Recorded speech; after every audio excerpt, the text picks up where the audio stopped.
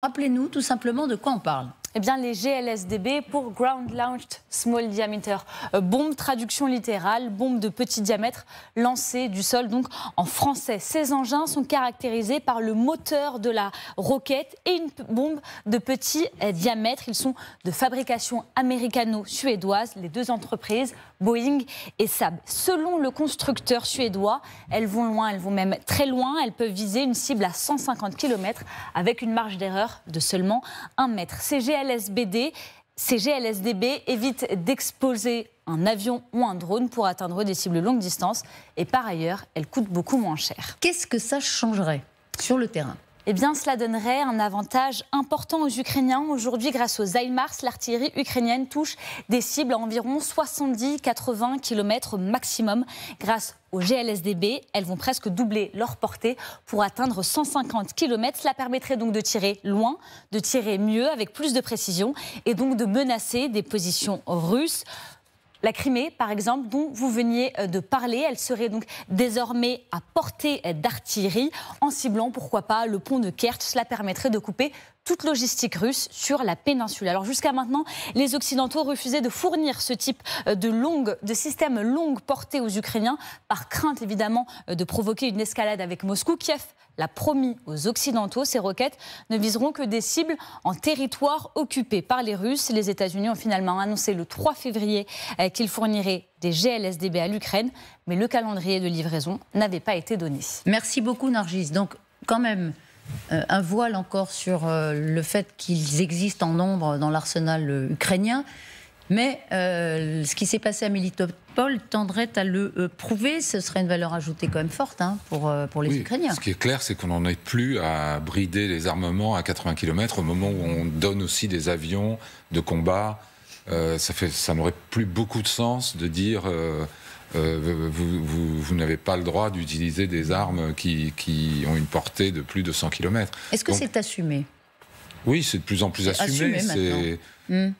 On est dans une logique, je crois, du point de vue américain, d'armer, de donner suffisamment de force aux Ukrainiens pour faire réfléchir les Russes, pour les faire reculer, pour éventuellement les amener à négocier peut-être. Oui. Mais on n'en est plus à brider les Ukrainiens avec des armements limités. Et donc pour les Russes ? Pour les Russes, qui, encore une fois, ont été les premiers à avertir il y a quelques heures. Les Russes ont utilisé hier, les Russes, pour eux, c'est suffisamment préoccupant pour qu'ils le dénoncent, quand même. Alors, ils le dénoncent parce qu'ils disent, d'ailleurs, qu'ils affirment qu'ils ont abattu Ils en ont abattu un. GLSDB de ce type. Ça paraît quand même un peu difficile à croire, parce que, justement, ce sont des bombes qui vont rapidement, qui sont planantes dans leur dernière partie de leur circuit, mais qui sont aussi très petites, qui ont un diamètre très, très faible, 1,50 m de long et puis une quinzaine de centimètres de diamètre, bon, même s'il y a des petites ailes autour. Donc c'est extrêmement difficile à toucher. Donc ça, j'y crois pas trop. Qu'il y en ait une qui n'ait pas fonctionné et qu'ils aient récupéré plutôt en bon état et qui disent qu'il est abattu, ça fait partie de la propagande classique en temps de guerre. Non, ce qui est alors pour revenir à ce que vous disiez, c'est que effectivement les Américains ont donné ce type de munitions pour les HIMARS, donc c'est important en tant que signal. Maintenant, combien en ont-ils donné ? Parce que, vous savez, et vous le connaissez depuis un an, vous voyez que c'est une guerre industrielle, c'est une guerre d'usure, et que globalement, c'est celui qui a le plus de munitions qui peut continuer à tirer dans la journée. Donc, combien ont-ils de HIMARS ? Donc, il faut combien ont-ils de munitions de ce type ? Et donc, il faut les allouer sur des cibles de haute valeur. Donc, il y a le renseignement, ça peut fonctionner. Ouais. Ça, la preuve, c'est... Mais, si vous voulez, pour ce qui est du lancement d'une offensive, c'est, à mon sens, ils n'ont pas les stocks suffisants. Mais c'est ce que vous nous disiez tout à l'heure. S'ils ont utilisé cette arme cette nuit, c'est que la cible était de haute valeur pour les Ukrainiens. Oui, alors ça ils disposent quand même du renseignement majoritairement américain, qui voit le champ de bataille et qui analyse les images, qui ont les écoutes, plus... Je le concède, il y a aussi un certain nombre de renseignements de terrain qui peuvent remonter, notamment dans cette région où les partisans sont implantés. Mais enfin, disons que Pour la définition de cible à 1 mètre près, il faut des photos de haute valeur, et ça, seuls les Américains en ont. Est-ce que c'est un atout maître des Ukrainiens face aux Russes? S'ils en avaient... Alors, je ne sais pas combien, à votre avis d'ailleurs, général, ils pourraient en disposer de combien? C'est une secret militaire. Oui, c'est un secret militaire. Alors, c'est un secret général. Alors, parmi les secrets possibles, ce qu'on peut dire, c'est que vraisemblablement, c'est de l'ordre de quelques centaines au maximum. Au maximum. Ça fait quelques centaines de tirs très précis. Ça coûte combien? C'est très cher, c'est rare, et surtout pour les reproduire. Alors, on voit bien, d'ailleurs vous avez entendu, nous-mêmes nous allons la France, on va passer de 1000 obus à 2000 obus de 155. Oui. Bon, c'est par mois, mais 2000 obus, c'est pas un secret que de le dire, mais la consommation de l'artillerie ukrainienne, c'est entre 5000 et 8000 obus par jour. Donc, passant de 1000 à 2000, on a quelques heures de tir par mois. Donc, c'est pas si simple que ça de fabriquer. Pardon, je peux dire une bêtise, mais enfin, on s'en sert pas comme d'un obus. Alors, justement. C'est pas tout à fait pareil. Justement, c'est pour ça qu'il faut qu'ils utilisent à bon escient et que, comme vous le faisiez remarquer tout à l'heure, il faut que ça s'inscrive dans un plan de frappe qui est élaboré, des frappes d'intérêt stratégique, au moins d'un tactique majeur, lié ou pas à une offensive. C'est pour ça que je pense qu'ils vont attendre le moment que choisira le président Zelensky pour, s'il souhaite déclencher une offensive un peu plus importante que les grignotages. Oui.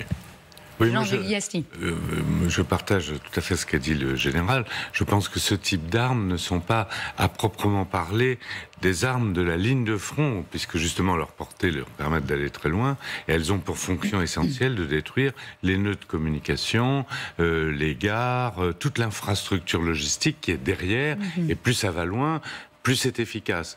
Donc en fait, ils n'ont pas forcément besoin d'un nombre considérable de ces armes. Les obus, on en a besoin sur le champ de bataille, et là on en dépense beaucoup. Mais ça, c'est dans l'arrière, c'est très ciblé, et ce sont les nœuds de communication et tout ce que faisaient les avions dans le temps, si vous voulez. Là, on n'emploie pas d'avions pour mener des frappes dans la profondeur, aussi bien les Russes que les Ukrainiens. Et donc, ils utilisent ce type de munitions qui remplace un raid aérien sur un dépôt de munitions, sur du carburant ou une voie ferrée. Si ils en ont livré plusieurs centaines, ils en ont encore plusieurs centaines en stock ou pas, les Américains? C'est secret, ça. Là, la question, question à 1000 €, non? J'ai un chiffre assez intéressant à vous donner. Sur 10 cibles, il y a seulement 2 qui sont atteignées par les Russes. Et sur 10 cibles... Attendez, vous parlez de quoi, pardon? Par exemple, non, mais c'est pour calculer la quantité des abus. D'accord, statistiquement. Statistiquement, quand les Russes tirent, il atteint seulement 2. Sur 10 cibles, il atteint seulement 2. Les Ukrainiens, quand ils tirent, sur 10 cibles, on arrive à tenir entre 7 et 8. Vous voyez, nous sommes très économiques. On essaie d'être très pointus. Et donc, si on a reçu un certain chiffre, je suppose qu'il était très bien calculé parce que nous sommes devenus très bons comptables en guerre. Comme nous sommes toujours beaucoup moins de choses que les Russes, nous avons besoin, si on tire Voilà, vous avez quand même besoin tous les jours de davantage d'armes. Et le tir de longue portée, c'est exactement ce que Zaloujny a demandé dès le départ de la guerre, exactement pour atteindre les cibles derrière le front russe, pour les affaiblir, pour les couper de munitions. Pour conclure, encore une fois, est-ce que les Russes redoutent est-ce que pour eux, c'est une mauvaise nouvelle? Oui, peut-être qu'il y a une dimension d'ailleurs de message. Moi, je pense qu'il y a quand même une question qui reste posée sur ces tirs de cette nuit avec ces armes. Comme le dit Oksana, les Ukrainiens ont une gestion plutôt économique. Ils sont obligés de l'avoir de leurs munitions et de leurs armements parce que tout vient des Occidentaux. Et comme on l'a dit, la production doit monter en puissance sérieusement pour tenir le rythme. On est quand même très loin, on l'a dit tout à l'heure, d'une possible offensive terrestre qui puisse prétendre à atteindre Mélitopol. Donc, la question reste posée de pourquoi, comme ça, tirer un missile de ce type, de haute valeur, de prix, au milieu de la nuit. Alors peut-être qu'il y avait une cible, on va peut-être apprendre dans les jours qui viennent qu'un général très important a été éliminé grâce à ce tir. Mais bon, détruire quelques locomotives comme ça sur vous une ville pas. Vous n'achetez pas la version pour l'instant. Par une offensive terrestre, c'est quand même... moi, j'ai plus de questions que de réponses. Pour donner réponse, si vous vous souvenez, la semaine dernière, ils ont attaqué Jankoï. Jankoï, c'est une aussi station comme Militopol très importante qui est vraiment liée à la porte pour Crimée. Tandis que Militopol, il est lié avec Azov, avec Mariupol. Alors, et donc, eux, Jankoï, ils peuvent livrer... La cible n'était pas n'importe laquelle à Jankoï. Hein. Oui, c'était un train avec des missiles qui ont été visés. Voilà. Oui, c'était la ville au nord de la chemin de fer important, voilà. Ce qui a permis de couper l'Ukraine de livraison des Russes par le Crimée. Voilà. Maintenant, Militopol, c'est une liaison avec Mariupol par laquelle passent toutes les munitions. Donc, frapper Militopol, c'est couper les forces russes des livraisons à part de Mariupol. Merci.